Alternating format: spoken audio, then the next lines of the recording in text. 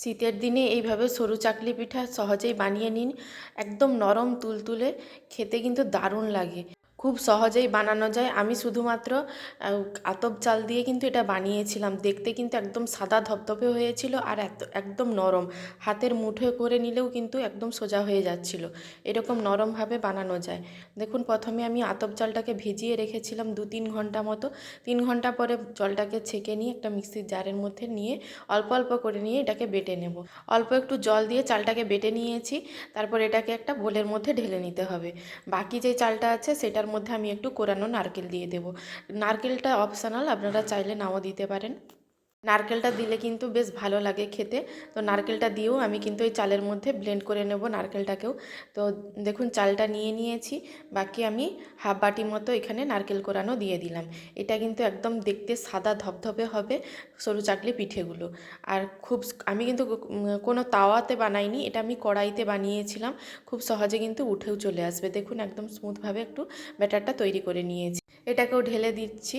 আর ব্যাটারটা যেহেতু একটু ঘন আছে, তাই কিন্তু আমি অল্প জল দিয়ে দেব। তো মিশিয়ে নিলাম। নারকেল কোরানোটা শেষেরটাতে দিয়েছিলাম, তাই কিন্তু আমি মিশিয়ে নিলাম। আর এখানে অল্প পরিমাণ মতো লবণ দিতে হবে, আর কিছু দেওয়ার দরকার নেই। আমি মিক্সির বাটি ধোয়া জল এখানে অ্যাড করে দিচ্ছি। অল্প অল্প করে জলের পরিমাণটা দিতে হবে না। খুব বেশি কিন্তু পাতলা করলে হবে না, আর খুব বেশি মোটা রাখলেও হবে না। মিডিয়াম ঘনত্বের ব্যাটারটা তৈরি করে নিতে হবে। দেখুন, পরিমাণ মতো লবণ দিয়ে দিলাম। আর এখানে দিয়ে দিচ্ছি অল্প একটু কোরানো নারকেল। আমি নারকেল একটু পেস্ট করেও দিয়েছি, আবার একটু কোরানো নারকেল দিয়েছি যাতে করে মুখে পড়ে। যেটা পেস্ট করে দিয়েছি সেটা তার মুখে লাগবে না, তাই কিন্তু একটু কোরানো নারকেল দিয়ে দিলাম। দেখুন, ব্যাটারের ঘনত্বটা ঠিক এইরকম থাকবে।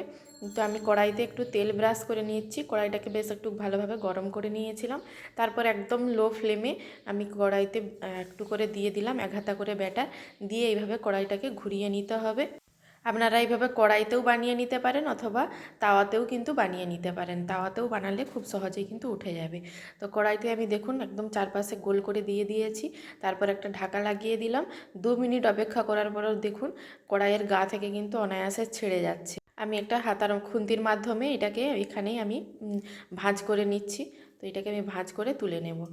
আর আপনারা চাইলে বারবার তেল ব্রাশও করে নিতে পারেন, অথবা প্রথমে যে তেল ব্রাশ করেছি ওইটার মধ্যেই কিন্তু ব্যাটারটা দিয়ে দিতে পারেন। আর কিন্তু তেল না দিলেও এটা খুব সহজেই উঠে চলে আসবে। দেখুন, আবারও একটা বানিয়ে নিচ্ছি একইভাবে। তো এটাকেও আবারও 2 মিনিট মতো ঢাকা দিয়ে রেখে দেব। তারপর দেখুন কড়াইয়ের ওপরটাও খুব ভালোভাবে ড্রাই হয়ে যাবে, আর কড়াইয়ের গা থেকেও কিন্তু ছেড়ে চলে আসবে।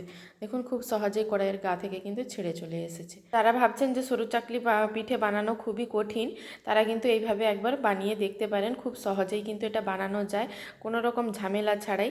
একবার এরকম খেজুরের গুড় দিয়ে সরু চাকলি পিঠা বানিয়ে দেখুন।